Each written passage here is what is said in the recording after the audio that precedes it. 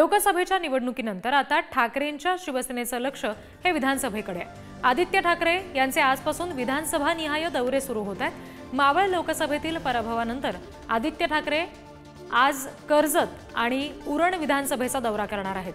आगामी विधानसभेच्या दृष्टीने आदित्य ठाकरे पदाधिकाऱ्यांशी संवाद साधणार आहेत आणि दुपारी 2:30 वाजता कर्जत विधानसभा इथे शेळके हॉलमध्ये पदाधिकाऱ्यांशी आदित्य ठाकरे संवाद साधतील। तर संध्याकाळी 5 वाजता उरण विधानसभा इथे JNPT इथल्या मल्टीपर्पज हॉलमध्ये उरण विधानसभेतल्या पदाधिकाऱ्यांशी आदित्य ठाकरे संवाद साधणार आहेत।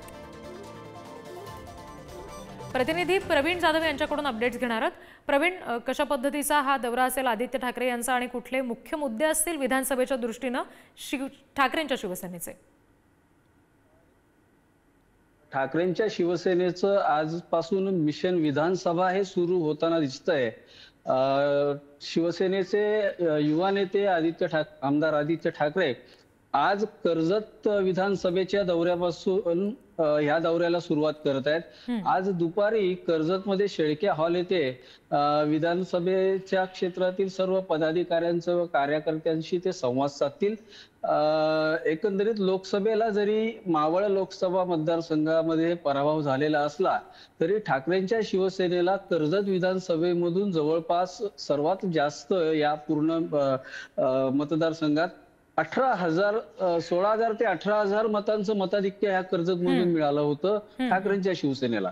त्यामुळे मला एकंदरीत असं वाटतंय की पहिल्यांदा सुरुवात ही कर्जत पासून आदित्य ठाकरे करतील आणि तसा जोशही कार्यकर्त्यांमध्ये दिसतोय। गेले 2-3 दिवस या सभेसाठी तयारी केली जाते।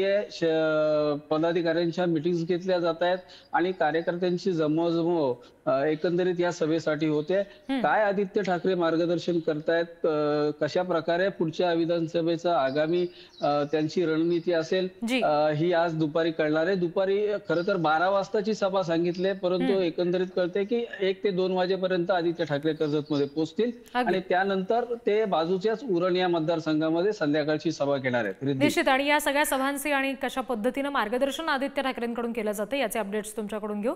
तुर्तास धन्यवाद दिलेल्या माहितीसाठी।